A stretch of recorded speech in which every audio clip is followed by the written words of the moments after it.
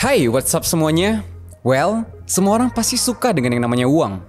Tapi banyak yang gak sadar nih kalau uang itu juga membutakan loh. Kenapa? Let's find it out in this episode.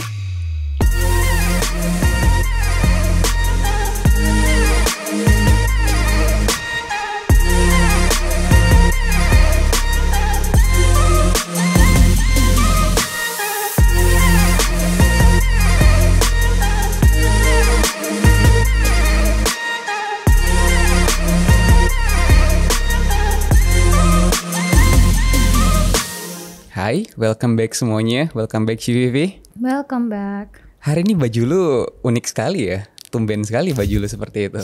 Gue dimarahin Hari, katanya baju gak pernah ganti. Gue ganti. Tadi tanya baju tidur, bukan. Baju pergi. Emang ya baju tidur. Soalnya lucu banget kan soalnya jarang banget orang keluar tuh pakai baju teddy bear gitu, baju brownnya dari Line gitu. Jadi gue melihat lu tuh affectionate banget ketika pakai baju seperti itu. Gue juga gak tahu Hari, gue kenapa sih kayak kadang-kadang ya gue tuh punya koleksi baju Line, terus gue punya koleksi baju Patrick. Terus gue punya Doraemon sama Nobita. Terus mak gue kadang kalau lihat udah give up gitu loh, udah. Ini mungkin nyokap lo lihat kayak ini orang kenapa pakai baju nggak sesuai umur gitu ya? Iya dia kayak lo tuh kayak 15 lo udah kali 2 lo nggak sadar. Gimana oh iya, sih, nyokap lo bilang kayak gitu. Ya mama aku udah kayak, kamu pakai baju itu? Udah. Udah lose hope gitu ya, udah kayak lose hope iya, gitu. Iya, dia udah tahu lah. Well, hari ini gue mau sedikit bercerita nih tentang sedikit pengalaman gue lah pas waktu gue kuliah. Jadi waktu gue kuliah kemarin, selayaknya mahasiswa yang masih merantau ya, gue termasuk orang yang cukup berhemat gitu. Dan gue juga tipikal orang yang nyoba cari penghasilan tambahan dengan jadi asisten dosen, ikut lomba ataupun ngerjain proyek tambahan lainnya lah. Ya biasalah anak ITB kan pasti punya beberapa cara gitu buat nyari penghasilan tambahan kan. Nah, FYI ya, aku dulu tuh asisten praktikumnya dia loh. Jadi gue juga punya pengalaman nyari duit waktu kuliah kan. Iya, benar-benar. Ya salah satu pengalaman nyari duit itu adalah jadi asisten dosen atau enggak jadi asisten praktikum gitu. Iya. Terus? Nah, hari ini gue mau nge-share sedikit pengalaman gue nih tentang opportunity mendapatkan uang pada saat kuliah. Tapi mungkin gue nggak mau bahas lebih dalam mengenai gimana caranya dapat uang. Tapi gue mau nge-share sedikit pengalaman unik aja pas gue berhadapan dengan opportunity. Jadi di semester 4 ketika gue sedang punya masalah akademik, ada salah satu temen gue yang tiba-tiba kontak gue nih. Dia bilang, Har, gue lagi kerjain satu project bisnis nih, project startup baru. Gue lagi nyari partner yang buat ngembangin bisnis ini di Bandung. Gue yakin bisnis ini pasti menguntungkan banget karena marketnya masih fresh, ya kan? Jadi karena pada saat itu gue juga lagi cukup down banget karena masalah akademik itu, ya gue coba membuka diri lah dengan banyak opportunity baru. Mana tahu kalau gue gagal jadi engineer kan, lulus kuliah gue bisa jadi founder apa gitu, founder bisnis apa gitu. Ya ngehalu lah, pada saat itu gue ngehalu lah. Jadi singkat cerita, itu umur 20 ya? Semester 4 itu ya umur 20. Ya umur 20. Umur 20. Jadi singkat cerita ya udah, karena teman gue nggak berprasangka buruk sama sekali, ditawari opportunity ya gue datang dong. Terus dia mulai menceritakan bisnisnya itu, dia bilang kalau bisnisnya itu usernya itu baru 4% di seluruh Indonesia. Jadi dari seluruh market Indonesia yang total penduduknya itu 273 juta, usernya itu baru 4%, baru sekitar 4%. Dan dia bilang sedangkan di luar negeri sana usernya itu udah melebihi 98%. Jadi dari segi user tuh kita kalah dengan luar negeri, dengan negara tetangga. Bahkan ada negara yang usernya itu udah lebih dari 100%. Terus gue bingung kan, awalnya gue bingung kan, gimana caranya user itu lebih dari 100%. Di situ gue mulai bingung tuh. Tapi ya udahlah, gue minta dia lanjutin dulu aja, kasih dia kesempatan buat lanjutin. Usut punya usut, ternyata temen gue ini itu adalah salah satu partner dari salah satu perusahaan jasa di Indonesia dan lagi nyari partner baru buat jadi bawahan dia. Jadi teman gue ini jadi nyari partner, tapi nyari downline ya? Ya bisa dibilang downline. Tapi dia nyebutnya partner sih. Awalnya gue percaya kan kalau gue itu bakal jadi partner kan. Ternyata setelah gue punya usut, ternyata jadi bawahan. Jadi gue jadi bingung nih. Gue jadi rada bingung nih dengan cerita dia. Tapi dia ngomongnya tuh partner bisnis dan bikin bisnis baru lagi. Jadi gue kayak ya dalam pembicaraan itu gue jadi skeptical lah. Jadi bingung gitu dengan apa yang lagi dia kerjain, terus perusahaan yang sering dia jalani, terus gue jadi agak skeptical nih. Sedangkan itu udah jelas banget, itu bukan bisnis ataupun startup. Dia tuh partner aja dari salah satu perusahaan dan dia dapat benefit lah dari hasil penjualan sesuatu gitu.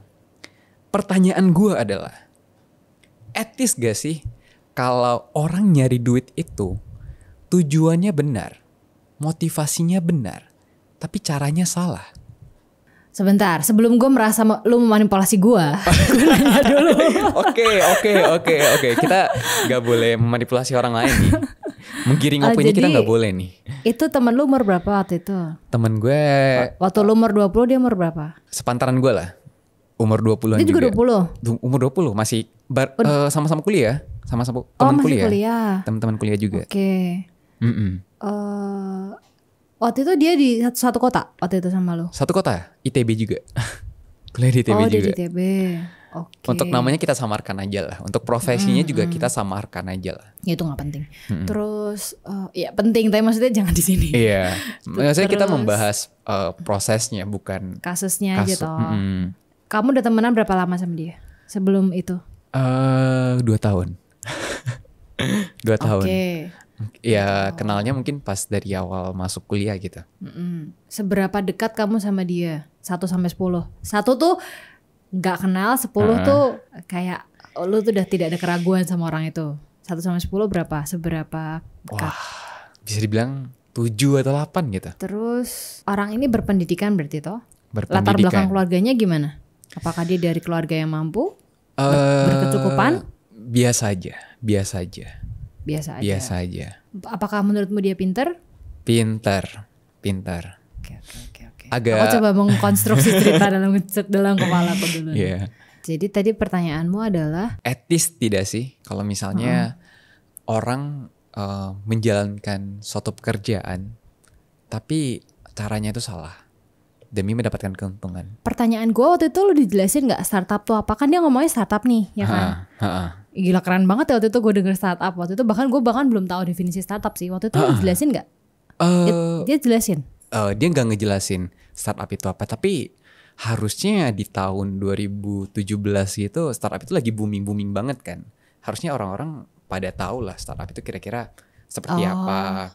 Dan apa itu startup. Oh iya sih. Apalagi pada saat itu Tokopedia lagi booming banget, belanja online tuh lagi marak-maraknya banget, Gojek juga. Waktu itu gue mau nanya dulu ya Har, waktu itu yang lu rasakan apa? Jadi kan, jadi dari cerita lu tuh lu merasa lu cukup percaya sama temen ini untuk bisa membangun bisnis bersama, ya kan? Yes, benar. Terus ketika lu merasa kayak kan turun makin dia ngomong kan lu merasa makin turun. Hah, kok bukan startup gitu kan? Iya. Nah, itu bukan startup deh gitu kan. Terus habis itu katanya partner, kok bukan partner, intinya di bawahan gitu kan. Iya. Terus terus habis itu kok ternyata bisnisnya tuh bukan sesuatu yang baru lu gitu. inginkan gitu kan. Bukan sesuatu yang kayak ya memang penggunanya sedikit, tapi kan bukan berarti bisnis itu akan bisa. Sebentar, oh iya satu lagi, luar negeri tuh mana lo? Luar negeri ada, dia bilang Malaysia, Thailand, Jepang gitu-gitu. Dia bilang karena edukasi tentang satu hal itu udah sangat jelas tentang nih tentang produk ini udah jelas nih di sana.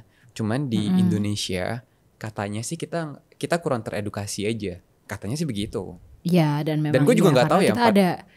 Kita kan ada gap edukasi yang kita juga tahu yes, kan. Education gap kita ada. Cuman gue juga nggak tahu nih 4%-nya itu dia dapat data dari mana. Gue juga nggak tahu kejelasannya. Jadi lu merasa opportunity itu benar gitu kan? Opportunity untuk mendapatkan uang itu benar. Terus gue mau nanya, berarti kan pada saat itu dari cerita lo tadi lu merasa kecewa, ya gak sih? Lebih tepatnya kayak lagunya Elo. Aku tertipu. Cuma tuh Elo ya? Ya oke. Bukan ya? Lu merasa tertipu deh. Gue merasa tertipu. Intinya gue merasa tertipu. Aduh, dead jokes banget gue. Lu merasa tertipu kan? Iya. Terus tadi gue mau nanya ini. Apa tuh? Lu merasa motivasinya benar tapi caranya salah. Oh. Gimana tuh maksudnya? Iya. Nah, temen gue ini kan pintar kan. Temen gue ini cukup pintar lah. Menurut gue oke, dia pintar di jurusan dia. Jadi menurut gue dia juga punya kelebihan berkomunikasi nih. Jadi apa yang dia katakan itu sangat persuasif banget menurut gue ya. Menurut gue dia persuasif banget. Pas dia ngajakin gue, pas dia bilang ini itu adalah sebuah opportunity, dia bilang alasan dia kenapa dia mau memulai bisnis ini. Jadi motivasi dia untuk memulai bisnis ini adalah untuk mencari uang tambahan supaya bisa cepet kaya, supaya bisa cepet ngebahagiain orang tuanya. Jadi itu kan kayak menggiring opini nggak ya? Enggak sih, tapi itu kayak membuat itu menggiring opini. Membuat sebuah cerita yang ingin menyentuh perasaan orang lain untuk kepentingan dia. Gua nggak tahu ya motivasinya itu jujur dari dia sendiri atau memang itu scripted untuk memanipulasi atau menggiring opini orang. Cuman pada saat itu gue jadi berpikir, oh iya benar juga ya. Kalau misalnya gue bisa cepat kaya, cepat dapat duit, gue bisa cepat ngebantuin orang tua gue. Jadi orang tua gue itu gak usah kerja susah-susah payah lagi. Terus gue bisa ngebahagiain orang tua. Nah dia tekenin banget tuh ngebahagiain orang tua dengan cara dapat duit banyak. Terus ngajak mereka jalan-jalan ke luar negeri, dia bilang seperti itu. Jadi menurut gue itu sangat persuasif dan menurut gue itu motivasi yang benar ya. Terlepas dari memang maksud dia itu memang seperti itu atau enggak. Itu ngena di lu ya? Iya, karena sesuatu yang berhubungan dengan keluarga itu menurut gue cukup emosional buat gue. Oke, jadi lu merasa emosional lu dipermainkan di situ ya kan? Benar. Tapi setelah gue pikir-pikir lagi, kayaknya itu hanya permainan manipulasi dia sih. Menurut gue. Jadi maksudmu tuh gini ya Har? Motivasi dia bekerja itu benar, tapi motivasi dia approach kamu itu salah gitu ya? Caranya salah menurut gue. Gue nggak tahu ya, mungkin gue nggak tahu ini mungkin banyak yang bakal nggak setuju juga. Cuman ini subjektif banget sih tentang motivasi yang benar atau salah. Nggak perlu lu justifikasi karena perasaan lu ya perasaan lu kan. Lu merasa pada saat itu lu merasa di shift ya. Kayak dikonstruksikan, ada konstruksi sesuatu yang membuat lu merasa kayaknya nih nggak kok kayaknya lu nggak jujur gitu nggak sih? Bener. Kenapa lu nggak jujur aja dari awal? Kalau gue nanya, kalau dia jujur dari awal, lu bakal mau ngobrol sama dia dulu nggak? Gue bakal lebih respect kayaknya. Karena kenapa? Setelah gue pulang, terus gue mikir ulang kan, maksudnya apa yang dia katakan dan yang lainnya. Terus gue mikir nih orang kok kayaknya nggak jujur ya. Maksudnya ini terlalu too good to be true gitu loh. Menurut gue sesuatu yang too good to be true it's not true. Jadi kayak ya kalau too good to be true ya too good to be true. Menurut gue ini orang sedang memanipulasi gue, ataupun dia yang termanipulasi, ataupun dia dimanipulasi orang. Dimanipulasi orang lain. Dan iya kayak gitu. Jadi kalau dia jujur lo lebih respect. Kalau dia jujur dari awal, oh iya tentu saja. Karena kan pada akhirnya ketahuan kan, maksudnya setelah gue ulik-ulik ya ternyata tuh bukan bisnis baru, itu bukan startup yang dia bikin. Dia tuh cuma partner dari salah satu perusahaan. Kenapa dia nggak jujur aja dari awal? Dia juga bukan partner perusahaan gak sih? Dia kerja buat sebuah perusahaan dia kan? Dia juga bukan founder dari perusahaan itu. Dan itu bukan ide bisnis baru. Gitu. Jadi dari sana gue udah mulai hilang respect nih sama teman gue yang ini. Jadi setelah momen itu ya kita jadi awkwardan, jaga jarak dan komunikasinya jadi ya seperti itulah. Kalau lo nanya sama gue etis nggak sih Ci? Dulu gue akan langsung menjawab enggak gitu ya, easy buat gue karena ya pokoknya kalau apa yang lo bilang itu tuh ternyata itu adalah bermakna ganda gitu ya. Maksudnya kan dia kan berusaha untuk bermain di gray area gitu kan. Iya benar. Dulu gue akan langsung menjawab enggak, gue nggak suka gitu. Tapi kalau semakin kesini, gue punya dua opini ya Har. Apa tuh? Karena pada saat itu dia masih umur 20 ya gitu. Dan lo juga masih umur 20 kan. Iya. Jadi perasaannya tuh sangat kuat sih. Perasaan yang terlibat ketika lo di approach tuh akan merasa kayak lo temen gue tapi kok lo kayak gitu. Jadinya kayak lo apa ya, pendapat bahwa lo harusnya nggak kayak gitu tuh lebih kuat daripada kita melihat sebenarnya nih orang tuh cuma lagi kerja aja gitu. Oke. Nah sih Har, karena makin kesini tuh gue merasa tapi kayak kan itu berlebihan Ci. Maksudnya dia menjalankan itu secara berlebihan gitu loh. Menurut gue itu tetap manipulasi loh. Berbohong bahkan. Menurutku. Dan kocaknya lagi. Ada beberapa kaum sih. Kelompok. Ada beberapa kelompok orang yang flexing. Dengan di situ. Iya, flexing di situ dan bilang, come on, join my business. Lihat apa yang bisa gue hasilkan dengan gue menjalankan bisnis ini. Itu membohongi kalayak banyak bahkan. Ini kan sama kayak gini ya. Gimana ya Hari? Waktu gue denger yang itu yang kasusnya Indra Kents yang sempat rame gitu kan. Iya. Gue ngerti sih bahwa orang merasa tertipu gitu kan. Dan caranya memang flexing gitu. Terus kemudian orang-orang merasa gue ditipu gitu kan. Iya. Terus kemudian gue belajar kenapa kok orang akhirnya tertipu. Kenapa kok cara itu selalu ampuh. Kenapa kok cara itu selalu dipakai dan selalu works dan selalu berhasil dan terus dipakai gitu kan. Gue kan maksud gue tuh tipe yang kayak daripada gue membenci subjeknya saja, gue berusaha untuk mencari tahu grand idea behind it gitu kan. Yes, benar. Terus makin gue mencari tahu, gue belajar, gue dengerin para pemain saham, gue baca buku Money Game, banyak deh waktu itu gue risetnya. Terus itu tuh gue belajar ya Hari, bahwa ternyata tuh kalau lu ada di sisi yang tertipu gitu ya, lu tuh akan merasa memang dunia ini nggak adil gitu. Gue kan sering nulis kan di Instagram gue kayak, you will only feel the world is unfair when you are in the unfair part gitu. Oke. Ketika ketidakadilan itu terjadi pada lu. Logik. Tapi kalau misalnya kita bisa melihat itu secara logis gitu ya dari luar, sisi objektif gitu toh, itu tuh orang akan melihat bahwa kayak lu tuh udah tahu itu tuh good to be true gitu ya, tapi lu masih masuk dan lu masuk secara sadar. Memang orang bilang ya kan dia dimanipulasi gitu kan, dia ada di under influence atau apa ya, iya memang. Tapi kalau memang di kasusnya Indra Kents, dia kan dikasuskan karena memang dia ternyata menipu kan. Dia mendapatkan keuntungan dari situ. Tapi kalau dalam kasus temanmu ini, kayak aku tadi bilang, dia memang lagi kerja gitu. Nah, orang yang lagi kerja itu kan dia akan berusaha melakukan apapun yang dibutuhkan untuk bisa mencapai targetnya, gitu kan. Sebenarnya kalau kemudian aku melihat itu secara objektif ya Har, ketika lu kerja di sebuah perusahaan, ya pasti orang udah tahu sih kayak lu tuh nggak mungkin kerja 100% bersih, itu sebenarnya nggak mungkin. Oh iya. Pasti ada kayak laporan. Ya kalau lu lagi bikin laporan gitu-gitu ya, lu pasti kayak tahu. Oke, kayak ini bos gue mintanya gini, gue taunya gini, gue pasti kayak mencari cara trik gitu loh. Pasti ada trik-trik yang kita lakukan untuk membuat pekerjaan kita tuh diterima. Oke. Kalau lu nanya sama gue, apakah itu etis? Tentu saja tidak. Kalau kita berbicara secara humanis ya, dari sisi manusiawinya, baik dari sisi kejujuran, hati nurani, dan segala macamnya, menurutku orang itu pun tahu dia lagi membohongin lu gitu.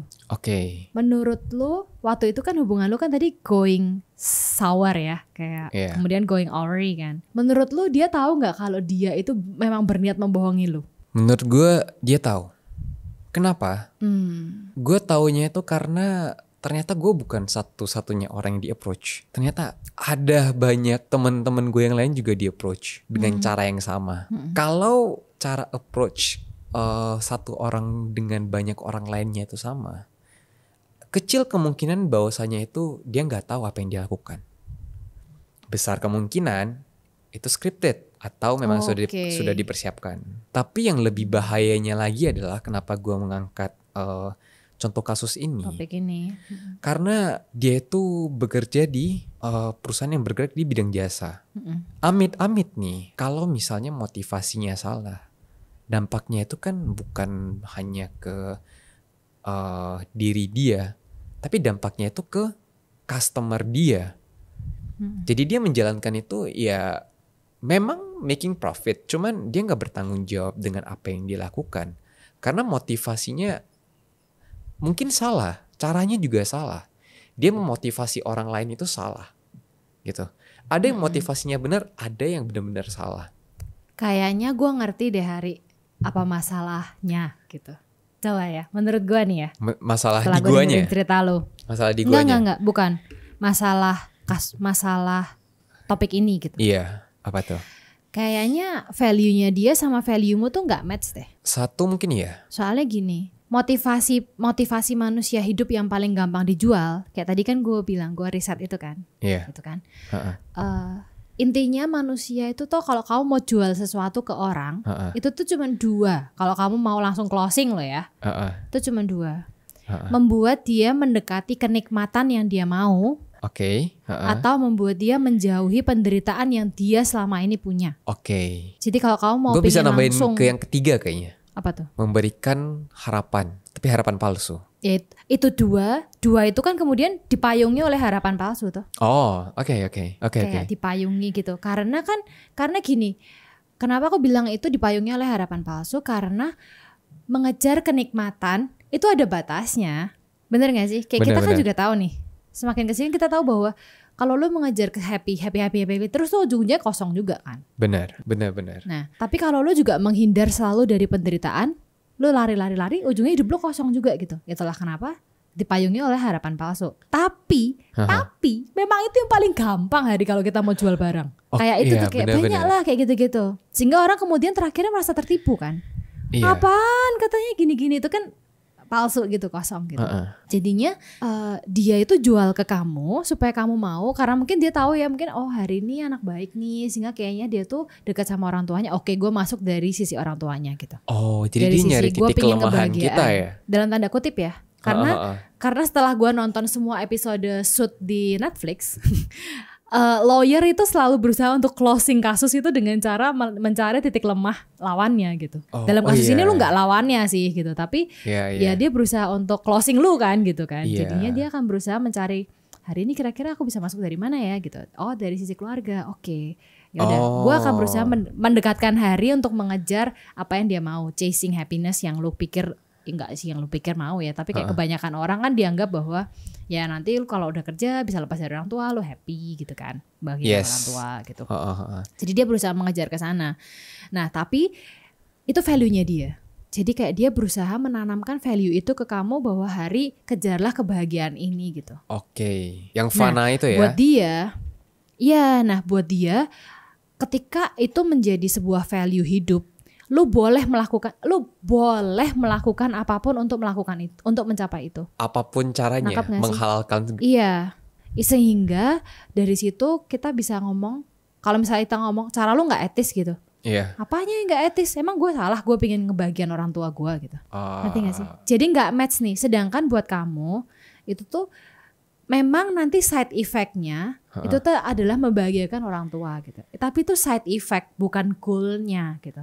Kamu tuh pengen fokus di prosesnya yang benar, caranya yang benar, sehingga kemudian nanti kalau itu tuh adalah side effect dari keberhasilanmu adalah membahagiakan orang tua gitu. Jadi tuh nggak match Hari. Yang satu tuh fokus di goal, yang satu tuh fokus di cara kamu tuh. Jadinya gue kurang setuju gitu. Iya, jadi menurutku kamu bisa menganggap bahwa ini cara lu ini salah gitu, karena dari sudut pandang gue itu tuh salah gitu. Tapi makanya kalau aku bilang, kalau dari orang luar ya Har, maksud gue karena gue udah tua ya. Jadi, kembali lagi deh, semakin lu tua tuh semakin lu kayak merasa jauh gitu dari semuanya gitu. Kembali lagi kalau karena teman lu tuh masih di umur 20 dan dia masih, ya mungkin kayak lu bilang itu scripted gitu ya. Dia juga mungkin di brainwash bahwa benar. Kalau lu mengejar itu dengan alasan yang itu adalah yang paling benar gitu. Sehingga kemudian dia berusaha membrainwash orang dengan cara yang sama. Tapi ya Ci ya, ternyata setelah gue usut kembali, kasus kayak gini tuh bukan hanya terjadi di era-era kita loh. Kasus ini tuh terjadi dari puluhan tahun yang lalu. Konsepnya tetap sama, caranya tetap sama, cuman industrinya aja yang berbeda. Kebetulan memang perusahaan ini perusahaan yang nyata. Maksudnya memang benar mereka menjual jasa, cuman cara kerja mereka mungkin menurut gue sedikit kurang etikal. Tapi ada loh perusahaan lain yang tidak nyata dan menggunakan cara ini itu dan benar-benar merugikan orang lain. Banyak. Kalau biasa tuh lebih dikenal dengan namanya Ponzi scheme, kalau misalnya lo tahu. I know. Ponzi I learned scheme. about it. Iya. Charles Ponzi kan? Yes, yang dipopulerkan sama Charles Ponzi. Nah, setelah gue punya usut lagi nih, kayaknya ya menurut gue ya, kenapa orang bisa terus tertipu dengan Ponzi scheme ini? Kayaknya ya, karena orang itu selalu pengen cepet-cepet kaya gak sih? Gua tuh semakin gua baca buku ya Har, semakin kan bukunya kan semakin tua nih lama-lama ya kan. Kayak gua tuh semakin tertarik pada buku-buku tua gitu. Meskipun bahasanya tuh annoying tapi isinya tuh memang bagus-bagus kan. Gua tuh semakin yakin ya Har. Hari manusia itu tuh punya 7 deadly sin. Oke. Lu pernah dengar nggak? Pernah. Yang kerakusan. Iya. Itu. Iya. Dan itu nggak pernah berubah. Dulu sebutannya beda doang. Beda dulu tuh cuma disebutnya tuh ya macam-macam lah. Mau namanya beda-beda, tapi tuh intinya penjelasannya tuh selalu sama gitu. Oke. Nah kalau lu nanya sama gua kayak itu tuh karena manusia pengen cepet kaya gak sih? Iya. Jawabannya adalah Iya. pastilah. Benar kan? Karena kita tuh ya 7 sampai sebutnya 7 deadly loh. Deadly sin. Lu rela mati untuk dosa itu gitu.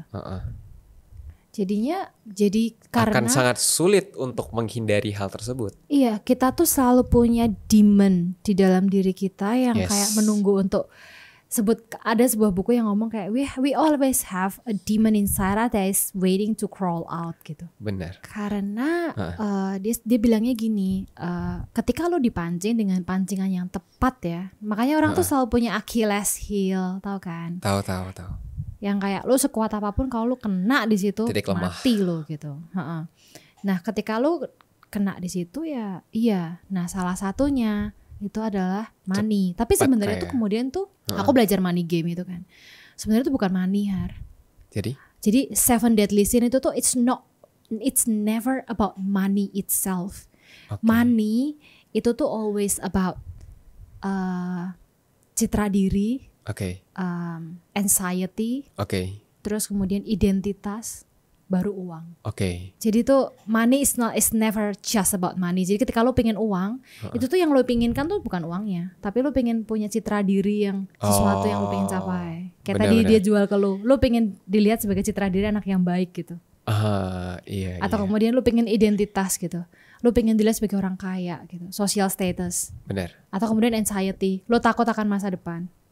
Lo punya trauma di masa lalu, yang kemudian lo pengen menyelesaikan, yang lo kemudian percaya bahwa itu bisa selesai dengan uang gitu.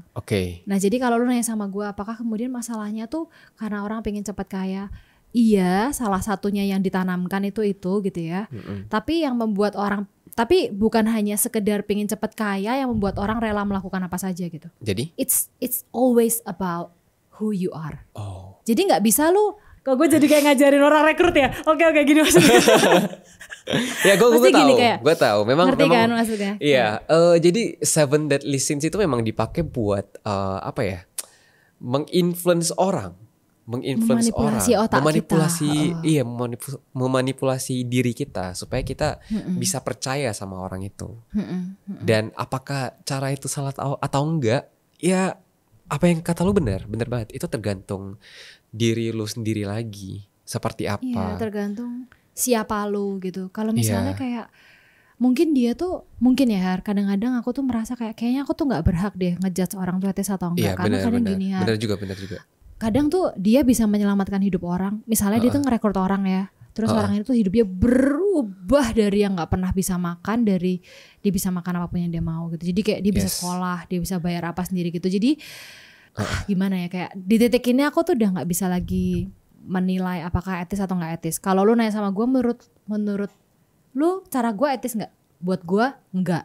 Tapi kalau lu mau kerja itu dan itu works untuk orang yang lu rekrut yang lain, silahkan gitu. Buat gue ya. Iya. Di titik ini. Iya. Jadi etis nggak etis tuh menurutku memang semua balik lagi ke apakah yang kita kerjakan sama lawan partner kita itu tuh match atau nggak match. Itu kemudian bisa menjadi etis atau nggak etis tuh sebuah perdebatan. Tapi gini Har, ketika motivasi lu tuh adalah sesuatu yang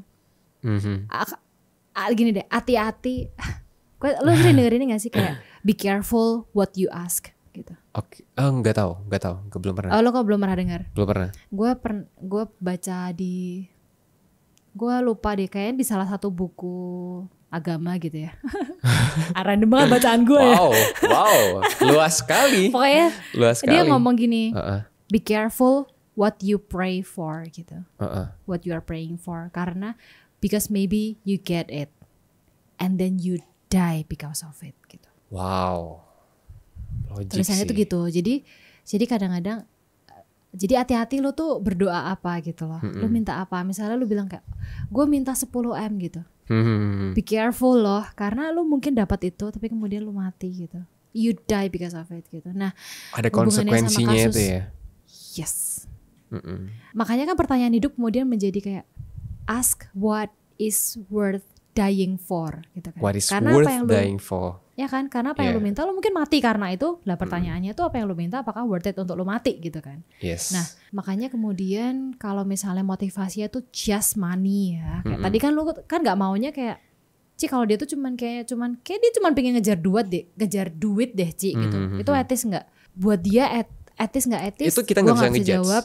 Kita enggak bisa ngejudge juga. Tapi buat gue cuma bisa bilang itu sedih.